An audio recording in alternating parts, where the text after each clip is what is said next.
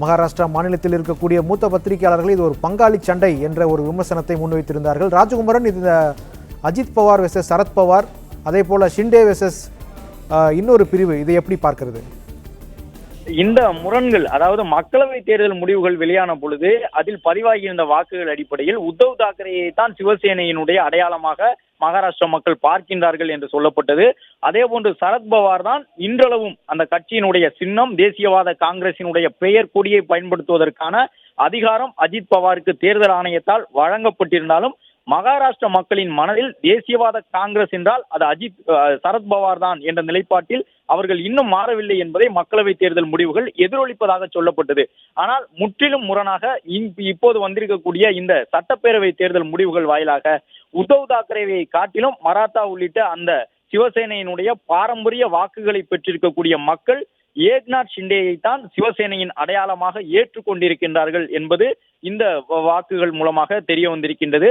அதே போன்று இந்திய அளவில் மிக முக்கியத்துவம் வாய்ந்த அரசியல் தலைவராக இருக்கக்கூடிய காங்கிரஸ் தலைமையில் அமையக்கூடிய கூட்டணிகளில் ஒவ்வொரு மாநில கட்சியையும் சமரசப்படுத்தி குறிப்பிட்ட தொகுதிகளில் போட்டியிட வைக்கக்கூடிய அளவிற்கு ஆளுமை செலுத்தக்கூடிய அரசியல்வாதியாக இருக்கும் மூத்த அரசியல் தலைவரான சரத்பவாரை காட்டிலும் தேசியவாத காங்கிரசினுடைய முகமாக அஜித் பவாரைத்தான் அந்த மாநில மக்கள் ஏற்றுக்கொண்டிருக்கின்றார்கள் என்பதையும் இந்த தேர்தல் முடிவுகள் தெரிவித்திருக்கின்றன.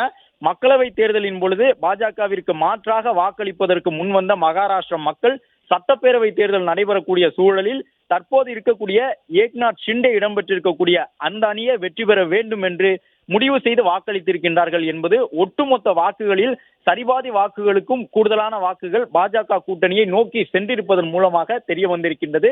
இன்னும் எளிதாக சொல்ல வேண்டும் என்றால் 81 சட்டப்பேரவை தொகுதி இருக்கக்கூடிய ஜார்க்கண்ட் மாநிலத்தில் காங்கிரஸ் இடம்பெற்றிருக்கக்கூடிய கூட்டணி 50 தொகுதிகளில் முன்னிலை பெற்றிருக்கின்றது. அதே நேரம் 288 சட்டமன்ற தொகுதிகள் இருக்கக்கூடிய மகாராஷ்டிரா மாநிலத்திலும் கிட்டத்தட்ட அதே அளவுதான் 81 தொகுதி இருக்கக்கூடிய மாநிலத்தில் எந்த முன்னிலையை பெற்றிருக்கின்றார்களோ அதே முன்னிலையை அதை காட்டிலும் 4 மடங்கு கூடுதல் சட்டப்பேரவை தொகுதி இருக்கக்கூடிய மகாராஷ்டிரத்திலும் அதே அளவு முன்னிலை தான் பெற்றிருக்கின்றார்கள் என்பதிலிருந்தே மகாராஷ்டிரா மக்கள் காங்கிரஸ் இடம்பெற்றிருக்கக்கூடிய கூட்டணிக்கு மாற்றான கூட்டணிக்கு ஒட்டுமொத்தமாக வாக்குகளை வழங்கி இருக்கின்றார்கள் என்பது தெரிய வந்திருக்கின்றது.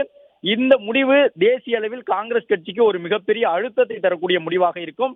காங்கிரஸ் கூட்டணியில், அதாவது இந்தியா கூட்டணியில் காங்கிரசினுடைய ஆளுகைக்கு உட்பட்டு இருக்கக்கூடிய மாநில கட்சிகள் தங்களுடைய அழுத்தத்தை காங்கிரஸ் கட்சி மீது வழங்குவதற்கு இந்த முடிவு மேலும் வழிவகுத்துள்ளது என்று சொல்லப்பட்டிருக்கின்றது.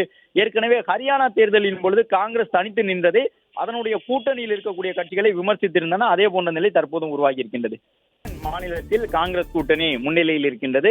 ஜார்க்கண்ட் மாநிலத்தை பொறுத்தவரை 50 சட்டப்பேரவை தொகுதிகளில் காங்கிரஸ் இடம்பெற்றிருக்கக்கூடிய கூட்டணி என்றாலும் அங்கு ஜேஎம்எம் என்று சொல்லப்படக்கூடிய ஜார்க்கண்ட் முக்தி மோர்ச்சா பழங்குடியினரின் கட்சி, ஹேமந்த் சோரனுடைய தந்தை சிபு சோரனால் தொடங்கப்பட்டிருந்த கட்சி. அந்த கட்சிக்கு தான் பழங்குடியினர் மத்தியில் செல்வாக்கு அதிகம். பழங்குடியினர்களால் ஏற்கப்பட்ட ஒரு அரசியல் தலைவராக சிபு சோரனை தொடர்ந்து ஹேமந்த் சோரனும் இருந்து வந்தார். கடந்த பிப்ரவரி மாதத்தில் அவருக்கு எதிராக கைது நடவடிக்கைகள் எடுக்கப்பட்ட பொழுதெல்லாம் அந்த பழங்குடியின மக்கள் தங்களுடைய பாரம்பரியத்தின்படி வில், அம்பு போன்றவற்றோடு வந்து நின்று ஹேமந்த் சோரனுக்கு பாதுகாப்பாக நின்று கொண்டிருந்தார்கள். அதன் பிறகும் அவர் கைது செய்யப்பட்டார் என்பது கடந்த பிப்ரவரி மாதம், ஜனவரி மாதத்தில் அமலாக்கத்துறை எடுத்த நடவடிக்கை மூலமாக பார்த்திருக்க முடியும். அந்த அளவு பழங்குடியின மக்களுடைய ஏகோபித்த தலைவராக அந்த மாநிலத்தில் ஜார்க்கண்ட் முக்தி மோர்ச்சா கட்சியினுடைய தலைவர்கள் இருக்கின்றார்கள்.